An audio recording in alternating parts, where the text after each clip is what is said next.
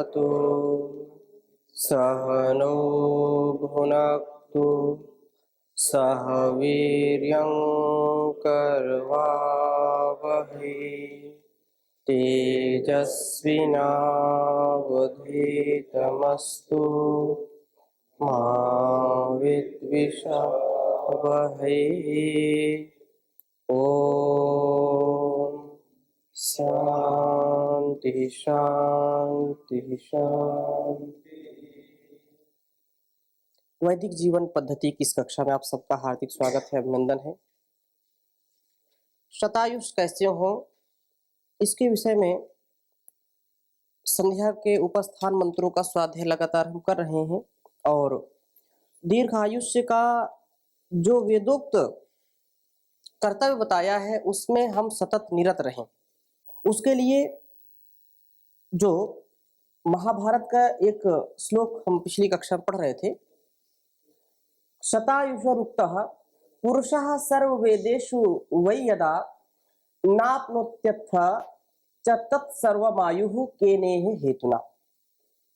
अर्थात जब हम 100 वर्ष तक जीने का प्रयास करेंगे तो निश्चित रूप से 100 वर्ष तक जी सकते हैं, और यदि उसके अनुसार जो वेदोक्त गुणकर्म स्वभाव है और जो वीर्य वृद्धि की बात है, वीर्य हमारे जीवन का सार है, और यदि हम वीरहीन होकर के, सामर्थ्यहीन होकर के 100 वर्ष तक जीने का प्रयत्न करेंगे तो भी नहीं कर पाएंगे।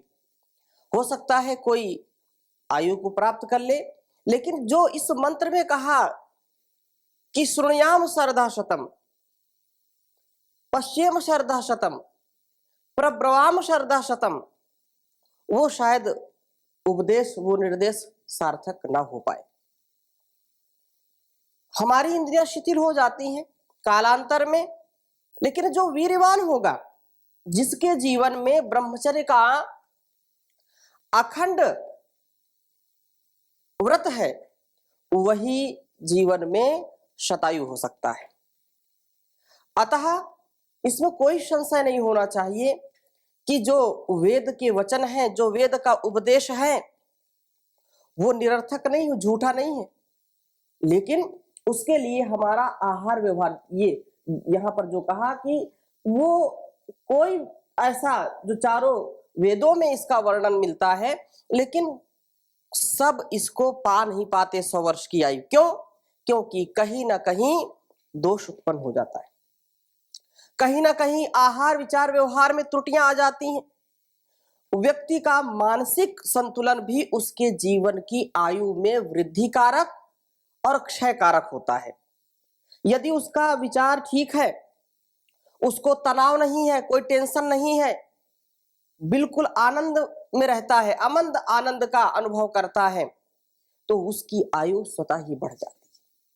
सारी सुख संपन्नता होने के बावजूद जिसकी दृष्टि, जिसकी जो है विचारधारा ठीक नहीं है, जो तनाव में जीता है, जो ईर्ष्या द्वेष छल कपट में जीता है, वो कभी भी शतायु नहीं हो सकता है।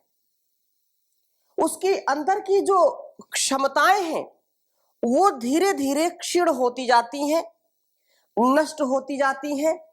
तो केवल मंत्र पाठ करने से यह बात बनती नहीं है।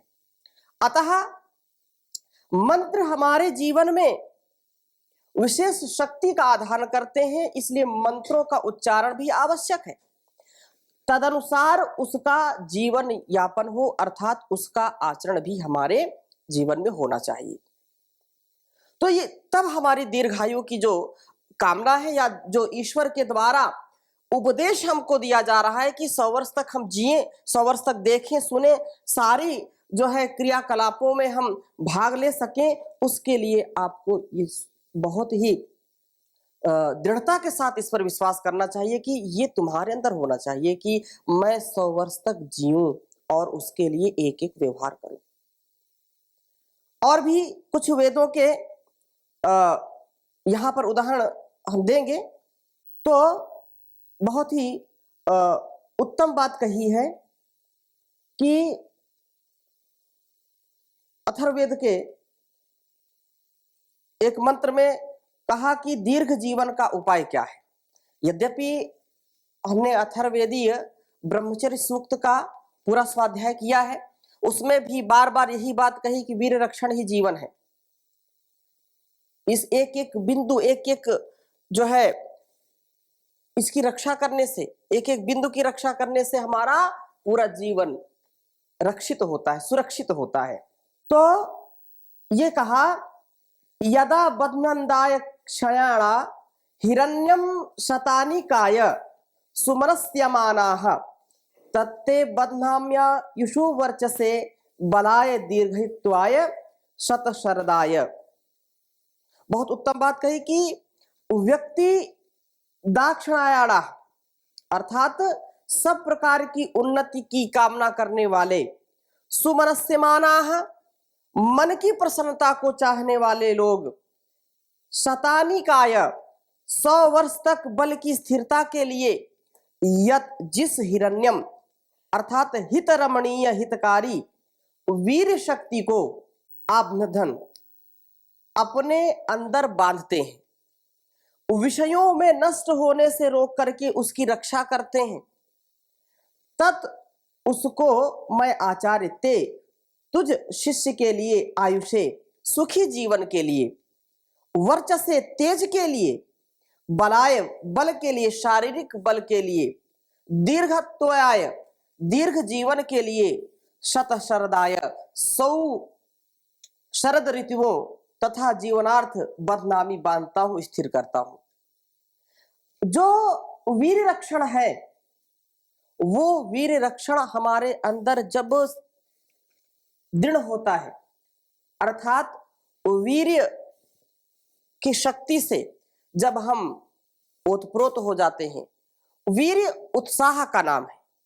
वीर्य शूरवीर विक्रांत, जिससे हमारे अंदर शूरता का भाव उत्पन्न हो, जिससे हमारे अंदर असीम उत्साह का, असीम अदम्य साहस का आधान हो, वह वीर्य जो हमारे जीवन की रक्षा करता है।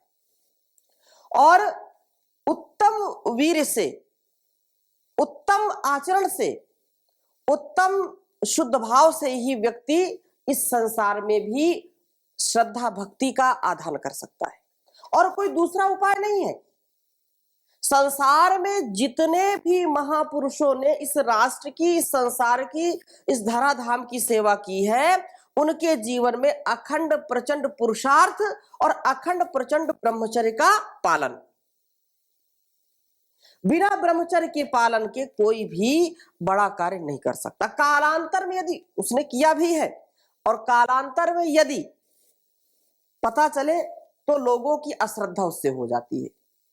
इसलिए जो महापुरुष होते हैं वो सदा धीर गंभीर होते हैं, वो अपने संयम को कभी भी छोड़ते नहीं हैं, अपनी मर्यादा को कभी भी लांघते नहीं हैं।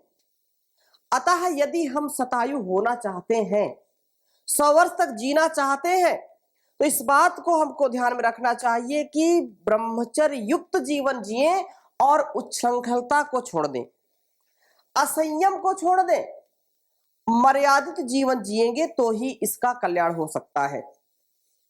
आचार्य इसका उपदेश देता है और कहता है कि हितकारी, हे शिष्य, हितकारी रमण करने वाले हिरण्य वीर्य को जीवन में रक्षा, दाक्षयाणाः दक्ष वृद्धौ धातु से, तो सर्वांगीण उन्नति करने के लिए योगी साधक जन सहेज कर रखते हैं। ऊर्ध्व रेता बनते हो, ऊर्ध्व रेता जब तक व्यक्ति नहीं बनेगा तब तक उसका ज्ञान विज्ञान परिपक्व नहीं हो सकता है। जब तक वह वीर्यवान नहीं बनेगा, रोज प्रार्थना आप करते हैं तेजोसी तेजोमयी दे, वीर्यमसी वीर्यमयी दे, वह परमात्मा तेज का, सारे तेजों का, सूर्य चंद्र सारे नक्षत्र ग्रहों का, एक दीप से लेकर के सूर्य तक सारे प्रकाशकों का भी वो प्रकाशक परमपिता परमेश्वर है। तेजोसी तेजोमयी दे, मुझको भी तेजस्वी है तो वो तेज मेरे में भी आप दीजिए। वीर्यमसी वीर्यमयी दे, आप वीर्यवान हैं। उत्साह के भंडार हैं। सारे संसार के व्यापारों को करने के लिए आप सब में शक्ति का आधान करते हैं, सब में उत्साह का आधान करते हैं। बिना उत्साह के हम एक कदम भी आगे नहीं बढ़ सकते हैं। बिना उत्साह के हम किसी क्रिया को नहीं कर सकते हैं। बिना उत्साह के हम भोजन भी नहीं कर सकते हैं। बिना उत्साह के यदि सार में कहें तो हमारा जीवन बहुत ही नरकी हो जाएगा। इसलिए उत्साह पूर्वक जीवन को जीने का एक ही उपाय है, 100 वर्ष तक जीने की एक ही कला है, वो है ब्रह्मचर्य। आहार, निद्रा और ब्रह्मचर्य, और हम जोड़ दें इसमें तो, लेकिन उससे भी अलग अलग अलग। आहार बहुत अच्छा है, बहुत पौष्टिक आहार लेते हैं, लेकिन निद्रा आपको नहीं आती है। आहार के लिए आप अनेक प्रकार के फल का प्रयोग करते हैं, मिष्ठान का प्रयोग करते हैं, या शुष्क में और ड्राई फ्रूट्स का प्रयोग करते हैं, दूध घी खूब पर्याप्त खाते हैं, लेकिन आपको सोने ना दिया जाए, वो आहार, पौष्टिक आहार आपको बल देगा क्या? नहीं दे सकता है। इसलिए दीर्घ आयु के लिए भी कम से कम 5 से 6 घंटे स्वस्थ व्यक्ति को सोना चाहिए। बच्चों को और ज्यादा सोना चाहिए थोड़ा सा। लेकिन जैसे जैसे आयु हमारी बढ़ती जाती है वैसे वैसे फिर नींद हमारी कम होती जाती है। जो अधिक वृद्धावस्था को प्राप्त होते हैं वो फिर ज्यादा नहीं सोते हैं, वो 3-4 घंटे में उनकी नींद पूरी हो जाती है। लेकिन प्रौढ़ावस्था में या बहुत युवा अवस्था में कम से कम 5 से 6 घंटे का विश्राम, निद्रा, गहरी निद्रा आनी चाहिए। तो हम कह रहे थे कि यदि ब्रह्मचर्य जो सबसे अंत में उपस्तंभ है, ये जीवन के आरोग्यता के लिए या जीवन की 100 वर्ष तक की जो कामना है उसके लिए 3 स्तंभ प्रमुख बताए हैं, और उनमें एक से जो प्रथम से अंतिम है उसमें वो गरी है, वो बड़ा है। जैसे आहार आप ले रहे हैं और आहार खूब अच्छा लिया, लेकिन निद्रा यदि नहीं लेते हैं तो आहार की कोई महत्व नहीं, उसका कोई विशेष प्रभाव शरीर पर नहीं पड़ेगा। निद्रा खूब ले रहे हैं लेकिन ब्रह्मचर्य का पालन नहीं कर रहे हैं, वीर्यपात हो रहा है। जो हमारे अंदर कुसंग के भाव हैं, जो लोभ, ईर्ष्या, द्वेष, छल कपट के भाव हैं, यदि वो बार बार काम कर रहे हैं, हमको दूसरों से भय लग रहा है, शंका हो रही है, डर लगता है, तो ये अब्रह्मचर्य में जीने से भी आप कितना भी आहार अच्छा ले लें, कितनी भी निद्रा ले लें, लेकिन फिर भी जीवन आपका 100 वर्ष तक का हो नहीं सकता, आप स्वस्थ नहीं रह सकते। इसलिए ब्रह्मचर्य परम आवश्यक है। यही बात यहां पर गुरु शिष्य को उपदेश कर रहे हैं, वेद मंत्र को आधार बना करके, कि जो सर्वांगीण उन्नति के लिए यत्न करते हैं जो योगी, वो साधक जन इस वीर को सहेज करके रखते, ऊर्ध्वरेतस बनते हैं, वीर का कभी भी स्खलन नहीं करने देते, जिससे उनकी प्राण शक्ति 100 वर्ष तक ह्रास ना हो और वो सदैव प्रसन्न रहे। 100 वर्ष तक भी वो कभी भी ब्रह्मचर्य को खंडित नहीं करते हैं। उस शक्ति को तेरे शरीर में स्थिर रखने की व्यवस्था करता हूं। ये जो ब्रह्मचर्य है ये कैसे आता है? गुरु के उपदेश से। गुरुओं का भी गुरु ईश्वर है, उसका उपदेश वेद है साक्षात। तो वेद का उपदेश सुनने से, वेद का आदेश का अनुपालन करने से, उसका अनुकरण अनुसरण करने से हमारा वीर पुष्ट होता है, वैसे आहारों का ग्रहण करने से। इसलिए तू ब्रह्मचारी है, तू ब्रह्मचारी है, ब्रह्मचर्य की रक्षा के लिए उचित मात्रा में जल ग्रहण कर। सब कुछ ठीक ठीक हो रहा, लेकिन असंतुलित आहार, जल भी हम यदि असंतुलित लेंगे तो भी वीर्य क्षय होगा, तो भी हमारी धातुएं पुष्ट नहीं होंगी। सप्त धातुएं पुष्ट हो, तेराग्नियां पुष्ट हो, उसके लिए ये परम आवश्यक है संतुलित जीवन।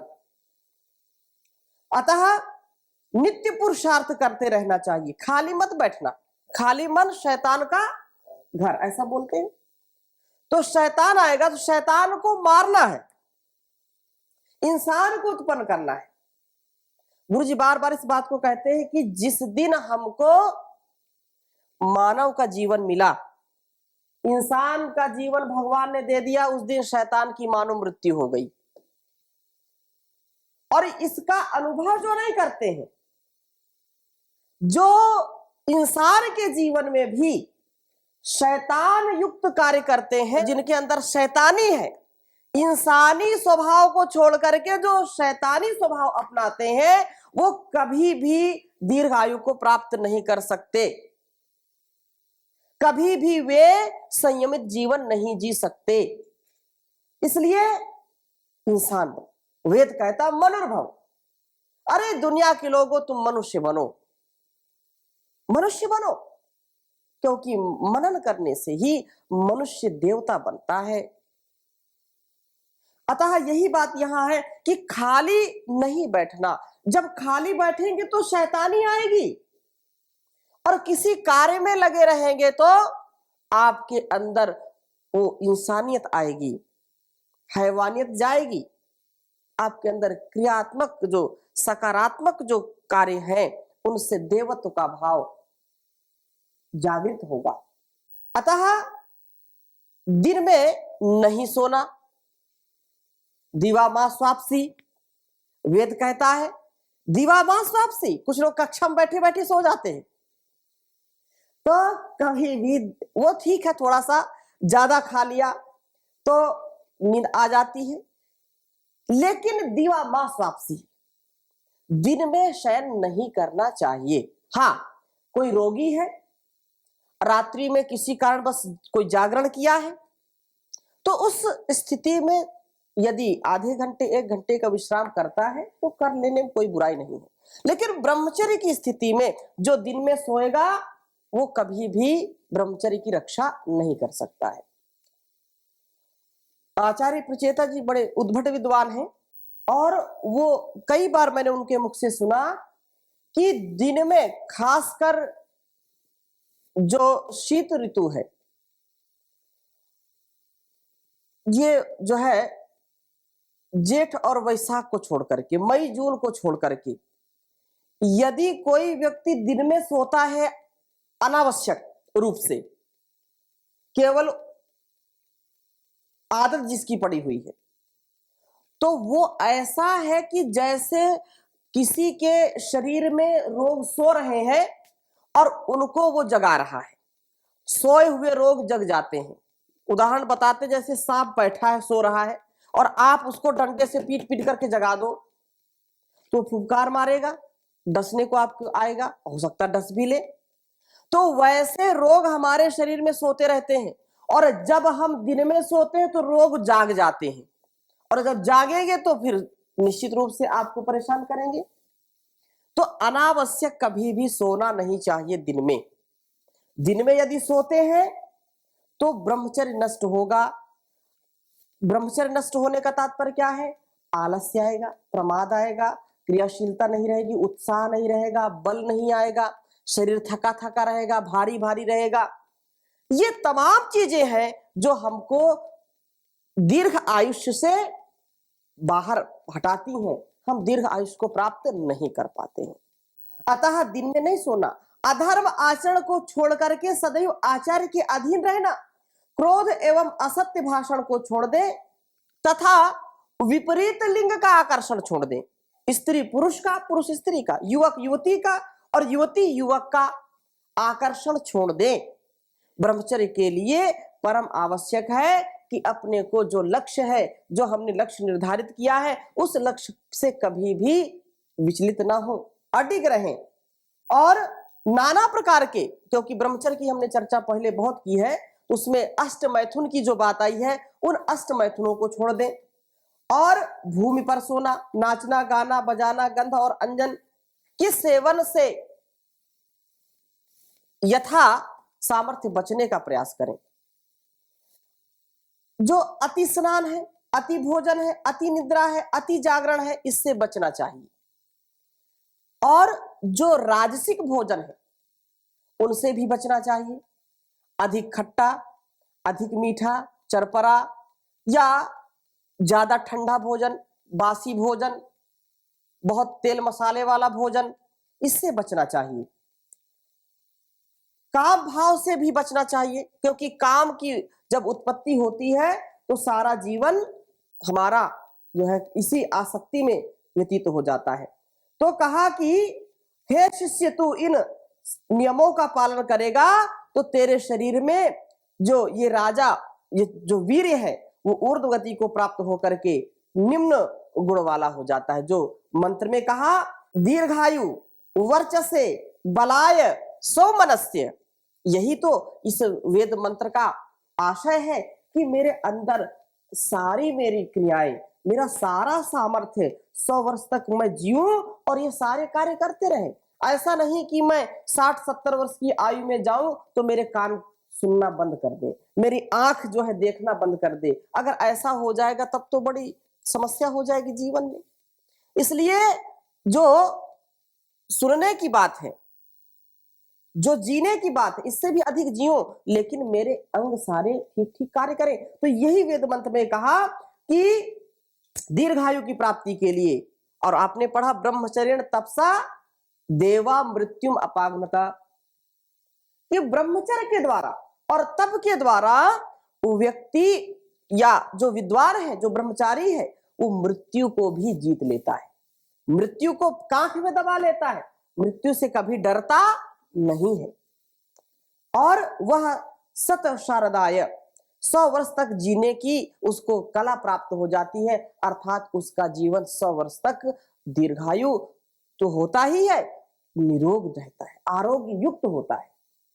और दूसरी बात कही, वर्चसे, शरीर की सप्तम धातु वीर की जब रक्षा की जाती है तब यह ओज में परिणत हो जाता है, या ओज ही सबको अपनी ओर आकर्षित करता है, सर्वत्र विजय की ही प्राप्ति कराता है। जो ओज है, तेज है, ओजस्वी तेजस्वी जीवन जिसका होता है, वो स्वयं आनंद में रहता है और दूसरों को भी आनंदित करता है, दूसरे लोग भी आकर्षित होते उससे।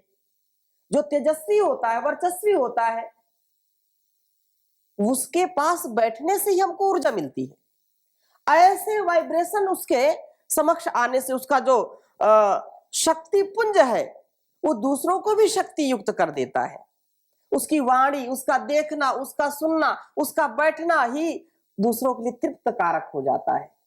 तो ऐसा कब होगा? जब व्यक्ति ब्रह्मचर्य का पूर्ण पालन करेगा, 100 वर्ष तक जिएगा, 100 वर्ष से भी अधिक जी सकता है। और तीसरी बात क्या कही? बलाय, बलपूर्वक।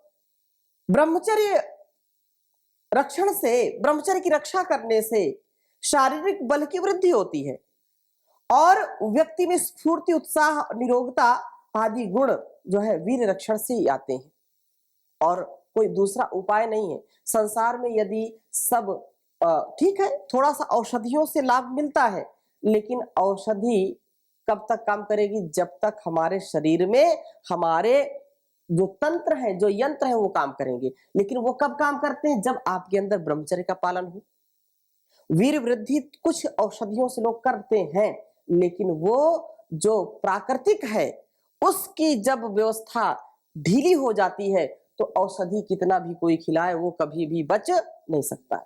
अगर औषधियों से ही सब कुछ होने लगे तो फिर जो धनाढ्य लोग हैं, जो औषधियों की सर्व सुलभता से युक्त है, वो कभी मरे ही नहीं, वो कभी जीर्ण शीर्ण होंगे ही नहीं। लेकिन ईश्वर की व्यवस्था के आगे सब नतमस्तक होते हैं। एक सीमा है, एक काल है कि जब तक आपका यह शरीर वीर युक्त और उत्साह युक्त रहेगा, उसकी भी कंडीशन लगाई है। उसकी कंडीशन पूरी करेंगे तो हम मरते दम तक, अंतिम श्वास तक पूरी ऊर्जा से भरपूर रहेंगे। सौमनस्य, अंतिम बात कही, ब्रह्मचारी सदैव खिले पुष्प की भांति मुस्कुराता है और सबका आकर्षण का केंद्र बना रहता है, उसके मन में निराशा का भाव नहीं आता है और वह सदैव प्रसन्न होकर के प्रत्येक कार्य को हंसता हुआ करता है, प्रसन्नता से ही करता है। कब कष्ट आए कब नष्ट हो गए उसको पता नहीं चलता। दूसरे लोग भी उसकी जो है स्तुति करते रहते हैं, कुछ लोग निंदा भी करते हैं तो भी उनकी परवाह नहीं करता है। सौमनस्य युक्त व्यक्ति को होना चाहिए। मन की प्रसन्नता बहुत ही लाभकारी है। जो लोग हंसते हैं, मुस्कुराते हैं, जिनके अंदर हृदय में कोई पाप नहीं, कोई छल नहीं, कोई कपट नहीं, उनका हृदय स्वच्छ निर्मल होता है तो दूसरे भी उनके पास जाकर के उनसे प्रसन्नता को प्राप्त करते हैं। जो हताश है, निराश है, जिसके अंदर बहुत कमजोरियां हैं, जिसके अंदर बहुत ज्यादा कमियां हैं, झुंझलाहट है, जिसके अंदर क्रोध की भावना है या ईर्ष्या द्वेष की भावना है, उसके पास जब कोई बैठेगा तो अपने ही रंग में दूसरों को भी रंगता है। इसलिए क्रोधी व्यक्ति के पास कोई जाएगा तो क्रोध ही आएगा उसको देख करके। कोई प्रसन्न है तो प्रसन्नता युक्त व्यक्ति जाएगा तो उसको प्रसन्नता ही उसको मिलेगी। इसलिए इस बात का हमेशा ध्यान रखना चाहिए कि हमारे मन की प्रसन्नता कभी भी हमसे दूर ना, और वो कब दूर नहीं होगी, जब आपके अंदर ब्रह्मचर्य का पालन होगा। ब्रह्मचर्य का तात्पर्य ब्रह्म का अन्वेषक, ब्रह्म युक्त आचरण करना, ब्रह्म में अपने आप को समर्पित करके रखना, ब्रह्मार्पण सारे कार्यों को करना, ब्रह्मनिष्ठ होकर के अपने व्यवहार को करना। कुछ ब्रह्मचर्य का पालन करके उदंड हो जाते हैं, ऐसा लोग कहते हैं। अर्थात जब उसके अंदर असीम बलवीर आता है तो किसी को नहीं समझता, अहंकारी हो जाता है। वो लोग ठीक ठीक ब्रह्मचर्य का पालन नहीं करते। ब्रह्मचर्य शब्द बहुत विस्तार में है। तो हम जो है समग्रता से इस जीवन को जीने के लिए हमको जीने का अधिकार ईश्वर ने दिया है, तो ऐसा हम जिए और 100 वर्ष तक जिए, ऐसी हमारी सबकी मनोकामना होनी चाहिए। आदर्श बने। ये भारतवर्ष आदर्श था और अभी भी कुछ क्षेत्रों में आदर्श है, तो हम सबका ये प्रण होना चाहिए। उसके लिए जो भी कार्य, जो भी नियम संयम है, उनका अनुष्ठान करके दीर्घ आयु को हम प्राप्त करें। तो इसकी चर्चा अगली कक्षा में और करेंगे। अभी यहीं पर विराम देते हैं। ओ